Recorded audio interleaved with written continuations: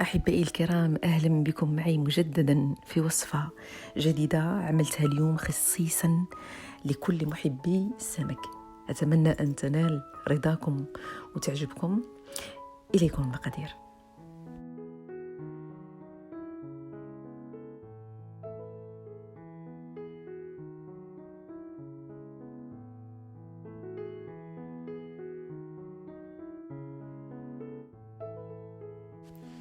إذن لهذه الوصفة نحتاج البطاطس مقطعة الشرائح، بصل، طماطم، ليمون قزبرة. نحتاج التوابل اللي هي راس الحانوت، فلفل عكري ولا حرور بارد، خرقم، ثوم مفروم، ثوم بودرة، فلفل أسود، ملح وفلفل حار حسب الاختيار، حسب الرغبة. عندي شرائح نتاع تونة، وعندي شرائح دي فيلي نتاع سردينة، وزيت زيتون. اول شيء عملته هو اني نقيت البواسون تاعي، نظفت السمك تاعي جيد جدا وقطعته لشرائح كما تشاهدين. لحم التونة بصراحة رائع، لي فيلي سي دي بافي، صراحة أنا نحبهم بزاف. جربوهم إلى عندكم الإمكانيات ولا كانوا عندكم في المتناول. أول شيء حكمت الطبق نتاعي نتاع لابايلا اللي هو كما تشاهدين. عفوا عزيزتي، حطيت عليه زيت زيتون وشرائح نتاع البصل. Donc j'ai pris mon plat, je l'ai arrosé d'huile d'olive et j'ai mis mes oignons que j'avais coupés en rondelles. ومن بعد عاود سقيته بزيت الزيتون et je l'ai arrosé encore une fois avec un petit peu d'huile d'olive. هاد الوصفة تحب زيت الزيتون. رشيتها بالملح. Donc je l'ai saupoudré avec un petit peu de sel et un petit peu de poivre وشوية نتاع الفلفل الأسود. لاحظي معايا المراحل لأنها مهمة جدا باش تعطي نتيجة رائعة. شوية تاخذ لا باسيونس، بصح من بعد تجي بصراحة الوصفة رائعة يعني جدا. فوق البصل بعد ما جلي اغوزي وحطيت الملح والفلفل الأسود، نحط لي بوم دو تير نتاعي اللي كنت قطعتها هكا اون فين ترونش. حاولي ترققيهم شويه ما تغلطيش. فوالا جو في لو تور دو تو مون بلا كما تشاهدين. وكما قلت لك في الغالب نعيا نشرح، بصراحه الصوره مرات تشرح نفسها. اذا نحط البطاطس تاعي، املي كامل لو بلا. هاد لو بلا على فكره نتاع لا بايلا، السمك ولا صيني، اي صينيه تحبي ديريها في الفرن يجي فيهم يعطيهم يعطيهم ان كويسون بارفيت، فريمون بلوس كو بارفيت. الا عندك في المتناول ولا لقيتي تشريه، بصراحه الي اكسيلون.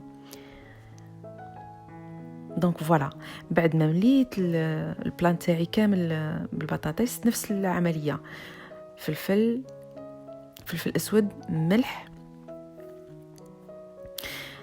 حاولت باش نحط توابل، نتبل كامل الطبقات، ماشي غير طبقه واحده في الاخير، حبيت نعطي ذوق لكل طبقه. دونك ساع في روحك، chaque étape essaye d'assaisonner tes garnitures. حطيت البودره نتاع الثوم وحطيت القليل من هذاك الفلفل الحار حسب الاختيار. انا عندي شويه ماشي حار بزاف، بصح زوين مع السمك كيجي المذاق ورائع. حطيت الخرقوم وحطيت شويه نتاع راس الحانوت. اللي ما عندهاش راس الحانوت تنجم تستغنى عنه، تحط غير كمون. فوالا حطيت كمون، خرقوم، فلفل احمر بارد، وعاود تاني جلي اغوزي سقيته بزيت الزيتون. فوالا اي 2 كويير ولا 3 دو ويل دوليف. الفوائد نتاع زيت الزيتون ماشي من الدسم اللي يضر، ماشي اللي c'est pas du gras, c'est pas du mauvais gras, c'est un gras qui est très très bon pour la santé. Donc n'hésitez pas, franchement, essayez de cuisiner le maximum avec de l'huile d'olive. en plus السمك مع زيت زيتون يعطيه نكهة رائعة. Donc souvent je conseille de cuisiner vraiment avec de l'huile d'olive si c'est possible. ومن بعد فوق شرائح البطاطس بعد ما تبلتها نحط طماطم، نفس العملية، فلفل اسود، شويه نتاع الكمون، الملح، شويه نتاع بودره الثوم، شويه نتاع فلفل اسود، من كل التوابل اللي عندي. نعاود ناكد لك على نقطه اني تبلت كل طبقه، ماشي يعني كل طبقه عطيتها اللازم. نفس الشيء سقيتها بزيت الزيتون، ومن بعد لاحظي النتيجه. هاد الخطوات سي فغي ياخذوا منك شويه نتاع الوقت، شيء قليل يعني، بصح تلاحظي في النتيجه غادي تلقاي علاش درتي هكا في شاك ايتاب. درت شويه نتاع القزبر كو جي ديكوبي، قطعي شويه نتاع القزبر هكا، رشي به البلان تاعك.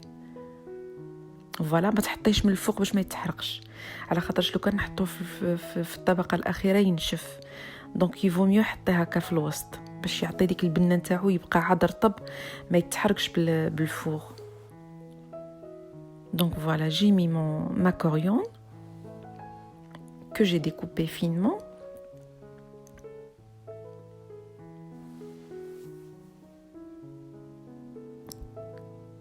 هكذا. ومن بعد بديت نحط في البواسون تاعي.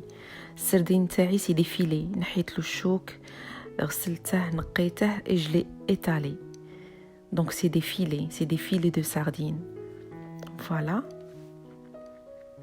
شرائح السردين حطيتهم فوق من القزبر. استما لتحت راكي ملاحظه معايا، لتحت راه التوابل، راه القزبر، راه الفلفل الاسود، راه الملح، راه زيت الزيتون، يعني لي فيلي غادي يكونوا مرقدين تاني من التحت. استما هداش سي بور سا، هذا علاش جي انسيستي ديبيسي اي دارومي شاك ايتاب. فوق السردين، فوق لي ترانش، لي فيلي دو مون ساردين، حطيت نتاع دلاي، توم مفروم. انا عندي لاحقا غادي نعطيكم الوصفه كيفاش نخدم الثوم نتاعي. هذا كنوجدو نديرها في ان بو ونخليه في الفريجيدان، ولا تنجمي ديري يسكونجيل تري تري بيان. هاد الثوم كنقليه بعد ما نقطعه نقليه مع الزيت ونديرها في ديبو، نستعملها في اي لحظه يكون في المتناول. جو في فو دوني لا ريسيت ultérieurement سي برومي.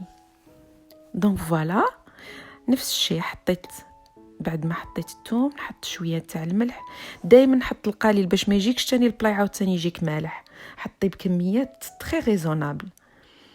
حطي هاد الفلفل الحار، هذا الفلفل الحار بصراحه مع السمك يجي رائع. الا لقيتي عند العطار الفلفل الحار بصراحه استعمليه في وصفات كيما هكا. وانصح كل ربة بيت تشري التوابل في بيتها، على خاطرش تستعملها. بيت من غير توابل بصراحة شيء غير مفهوم بالنسبة لي. على الأقل شوية كمون، توم، نجاف، فلفل أحمر، فلفل أسود، زعفران، خرقم، زنجبيل، هادو ضروري من الضروريات، دايما يكونوا عندك في المطبخ، ضروري نستعملهم غالبا. هنا نفوت المرحلة نتاع نحط لي ترونش نتاعي، لي بافي نتاع الطون. لو طون سي ان بواسون اكسيلون، كيجي ملحم، يجي غليظ ماشي ناشف، يجي فريمون رائع. Essayez de le tester un jour, franchement. Si vous avez l'opportunité de le trouver chez le poissonnier, n'hésitez pas de prendre du temps haka en filet. Soit direz haka comme pavé complet, ou là vous le coupez comme ça en lamelles et vous le mettez comme ça, vous décorez avec votre plat. إلا ما عندكمش الإمكانيات باش تجيبوا سمك واحد آخر، سيدتي السردين كافي، يزي وحتى هو سي ان بلا، ويجي حتى هو زوين ويجي رائع. حبيتي تزيدي اضافه كما انا حبيت باش نوريكم، تنجمي تزيدي دو طون، تنجمي تزيدي دو سومون، تنجمي تزيدي دو كابيو، تنجمي تزيدي دو ليو، تنجمي تزيدي اللي حبيتي. ce que vous voulez. Anna, j'aime le thon parce que j'ai vraiment le pavé qui est rani, j'ai gras et j'ai riche. Donc j'ai mis du thon. ما عندكش ما كان حتى مشكل. يكفي يعني تكتفي بالسردين. حتى السردين كيجي زوين. لو بواسون يحب الليمون. هذا شيء لا نقاش فيه. الناس اللي ما تحبش الليمون غادي تزعف مني. بصراحة الليمون مع السمك شيء رائع رائع رائع ويعطيه نكهة يعني خرافية. درت دي ترونش نتاع الليمون اللي كنت مقطعهم هكا فين ترونش حتى هما entre les poissons, entre les lamelles de poisson, et je vais finir par saupoudrer عاوتاني légèrement quelques épices vraiment pour finaliser mon plat. حكمت ان بوكي باقه نتاع القزبره حطيتها تحت اخر هذيك الطون اضافه كاضافه. هادشي يبقى حسب الذوق وحسب الامكانيات وحسب الرغبه وحسب ليغو. فوالا انا نعطي juste mes idées. Après c'est à vous de choisir d'aimer pas, ça c'est vous. بعد ما تاني حطيت شويه نتاع راس الحانوت وشويه الكمون فوق هذوك لي بافي وهذاك لو سومون ان سوبسون دو سالي دو بوافر. ختمتها بشويه نتاع زيت الزيتون كما تشاهدين. دونك سي ان بلا تري بارفومي تري تري تري تري بارفومي. يجي زوين يجي رائع. لمحبي السمك بصراحه جربوه بدون يعني سون زيزيتي نيزيتي ميم با. ما تترددوش ديروه. شويه ياخذ شويه نتاع الوقت. وجدي لي زانغريديون تاعك يتحضر لك بسهوله. فوالا النتيجه كما تشاهدين هكا. قبل ما ندخله في الفرن تاعي كنت مسخناته على درجه حراره 200. من تدخليه في الفرن شعلي على التحت فقط ما تشعليش على الفوق باش تتحمر لنا ديك البصله اللي راحنا حاطينها لتحت ويدخل الطياب البطاطس وتتحمر لنا تاني السو كاراميليز هذوك اللي على ترونش نتاع لي طوماط اللي راحنا نديرهم باش يوصلنا الطياب لو بواسون باسكو لو بواسون سي كلكو شوز كي كوي فيت. لا كويسون دو بواسون elle est très rapide. دونك الفرن تاعك شعلي عليه من التحت فقط. فوالا مساله خدات مني بالك 30 دقيقه وهكذا كانت النتيجة في الفرن بعد ما طهى كليا. لا كويسون تطلع له من الفوق وهي طالعة. دونك يسخن الفرن بصراحة. ودائما النتيجة تكون نهار اللي تجربوه من تجربوه وتعطوني دائما رأيكم نعرف باللي جيتي دو بون كونساي. دونك فوالا والنتيجة كما تشاهدين طبق لذيذ لمحبي السمك. صراحة لذيذ جدا. Il est excellent. Vraiment, c'est un plat excellent. الصيف رائع. عامر بالبروtéines parce que voilà, les pavés du poisson, ils sont très très riches. Huile d'olive, il est sain en plus. C'est un plat qui est très très sain. Des légumes. Voilà. Radia, je vais essayer de dresser devant vous. نحطها في الطبق أمامك سيداتي باش تشوفي. نعطيك juste une idée. تنجد ديري معاه سلطة à côté et ça suffit largement. Le poisson, la cuisson كما راكي تشوفي ما جاش ناشف ما جاش شاحت. les pommes de terre مع زيت الزيتون والطماطم والبصل. je vous dis pas vraiment je vous dis pas.